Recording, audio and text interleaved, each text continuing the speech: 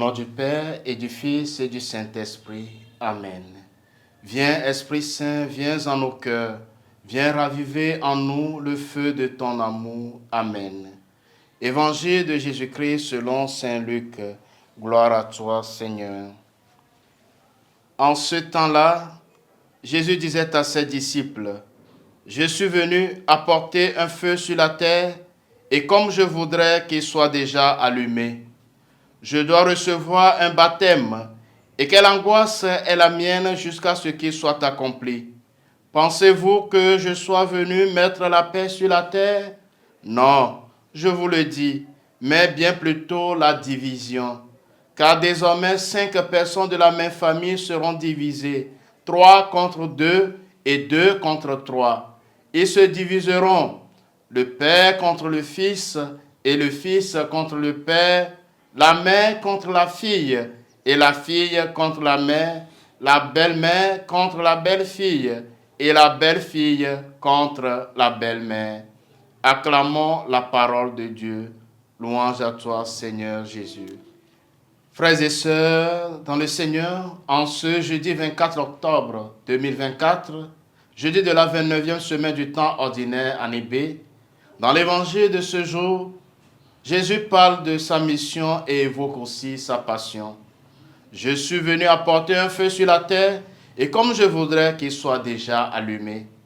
Bien-aimés, Jésus est venu apporter le feu de la foi pour embraser de la connaissance de Dieu le Père. Il est venu pour apporter le feu de l'espérance, pour nous embraser de sa parole qui nourrit notre cheminement vers le ciel. Il est venu nous embraser du feu de l'amour, amour merveilleux de notre Père. Par ce feu, Dieu lui-même se manifeste aux hommes à travers l'image de son Fils et les attirer à lui pour qu'ils le connaissent. Par ce feu, nous entendons la parole de Dieu qui allume dans le cœur de ceux qui l'écoutent et la comprennent la vie nouvelle. Par ce feu, l'amour fou de Dieu qui se livre aux hommes s'offre gratuitement à nous tous.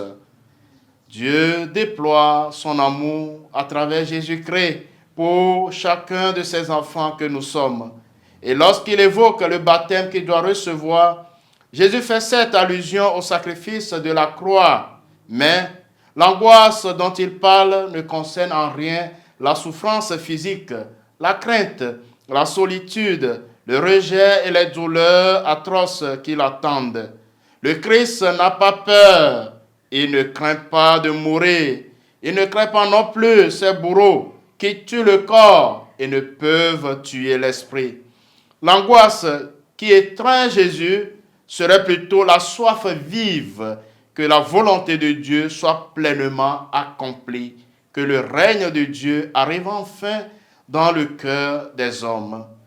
Seigneur Jésus-Christ, remplis-nous en ce jour de ton amour. Renouvelle en nous les grâces de notre baptême et que brûle en nos cœurs le désir de propager ton évangile à tous nos frères et sœurs avec foi et persévérance. Le Seigneur soit avec vous. Que Dieu Tout-Puissant vous bénisse, le Père et le Fils et le Saint-Esprit. Amen.